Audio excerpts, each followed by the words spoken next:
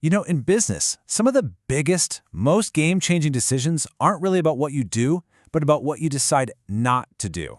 Today, we are going to demystify two of the most powerful and, let's be honest, often misunderstood strategies out there: outsourcing and offshoring. We're going to cut right through the jargon and give you a clear, strategic guide for making these huge decisions. Okay, so let's just boil this whole thing down. This entire complex world of global business, supply chains and all that, it really comes down to one single fundamental question that every single leader, every entrepreneur has to answer. Do we make this thing ourselves or do we buy it from someone else?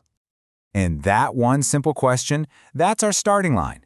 Because getting your head around the make or buy decision isn't just a choice. It's the absolute foundation for everything else that comes after. This is where real strategy begins. Now, here's what's so important to get. This isn't just about finding the cheapest way to get something done. Not at all. This is a high-stakes strategic calculation. You're constantly trying to balance the potential cost savings against the risks you're taking on, and, of course, how much control you're willing to give up. You get this right, it can be a massive advantage. But if you get it wrong, you could find yourself in some serious trouble. So, let's say you decide to buy instead of make. Suddenly, this whole menu of options just opens right up. And to figure out that menu, you really only need to ask two simple questions. Who is actually doing the work, and where in the world are they doing it? Let's break this down real quick, because these two words get mixed up all the time. Outsourcing, that answers the who question. Are you hiring another company, an external supplier to do the work? Offshoring, that answers the where question. Is the work being done in a different country? And here's the key. You can do one without the other. They are not the same thing. And this little grid here, it lays it all out perfectly. Look, if you keep the work inside your company and in your home country, that's just standard business, insourcing. Now, if you hire an outside company, but they're still in your country, that's domestic outsourcing. Go the other way, you set up your own office in another country, that's a captive center. And finally, if you hire a totally different company in another country, that's offshore outsourcing. See? 4 very different ways to play it. And believe me, the options can get even more creative. You could go for a build, operate, transfer model, where a partner literally builds the entire operation for you, runs it for a bit, and then just hands you the keys. Or you could create a shared services center, where you pull all your HR or IT from around the world into one super efficient hub. The main takeaway here is that there's a ton of flexibility. All right, so that covers the how. Let's shift gears and talk about the what. I mean, what parts of your business are actually good candidates to send outside your own walls? A great way to think about this is like a ladder. Most companies start on the very bottom rung. Simple, low-risk stuff, like data entry. Once they get comfortable, they might climb up a step to customer-facing things like call centers. Then maybe they climb higher and outsource entire business functions like accounting. And that top rung? That's the really strategic stuff, like R&D. It's the highest risk for sure, but it can also have the biggest payoff.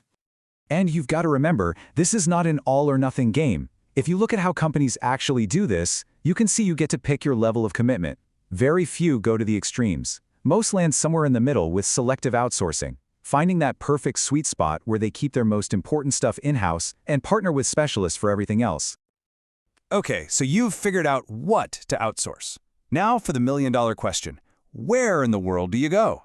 This is where you really have to become a master at balancing that tricky triangle of cost, risk, and strategy. Cost, obviously, is a massive, massive driver. I mean, for a US company, the differences we're seeing here are just staggering.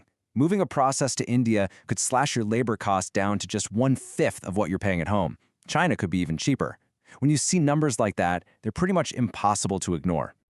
But, and this is a huge but, the cheapest place is very rarely the best place. This is so critical. You have to look past the price tag. You've got to ask the tough questions. What about the cultural differences? Are there language barriers? How reliable is the internet or the power grid? These so-called hidden factors can wipe out every single penny of savings you thought you were getting. So a couple of researchers, Ravi Aaron and Jitendra Singh, came up with a great way to think about these challenges. They say you should frame it all around 2 big types of risk. First, there's operational risk. That's the simple fear that the work itself just won't get done right. But then there's structural risk, which is way more subtle. That's the danger that your whole relationship with your supplier just sours and completely falls apart, leaving you high and dry. And this is where their framework gets super practical. Just look at this scorecard. Processes with low risk on both fronts, like basic data processing, yeah, those are perfect candidates to send offshore. But something with high risk in both categories, like your core corporate strategy planning, you're going to want to keep that firmly in-house, close to home. So, now we have the playbook for how to think about this strategically. But just as important is knowing what not to do. Based on their research, Askren and Singh spotted 3 huge mistakes that companies make over and over and over again. Let's dive right in with the first big one. Mistake number 1.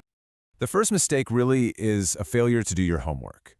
Like this quote says, companies just have a really hard time figuring out what's core to their business, what's critical, and what's just a commodity. They get so focused on where they're going to go and on negotiating the best deal that they never stop to rigorously analyze what they should be sending away in the first place. And that could be a fatal error. All right, on to the second common pitfall. This one's a classic. This one is all about being blinded by the dollar signs.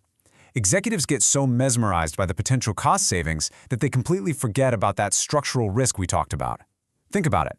Once you hand over a critical part of your business, your supplier suddenly has enormous leverage over you.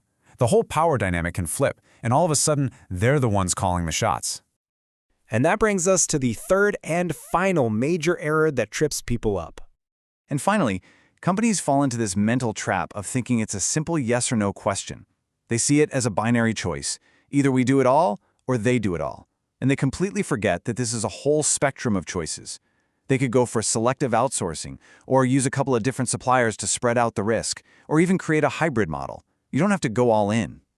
Which leads us to the final and maybe the single most important question you need to ask yourself, because offshoring can be an absolutely brilliant strategic tool, but it can also just be a lazy way to avoid fixing your own broken processes. So before you ship a function halfway across the globe, you have to be really honest. Are you strategically outsourcing a task, or are you just outsourcing a problem you haven't figured out how to solve yet? The answer to that question, well, that makes all the difference.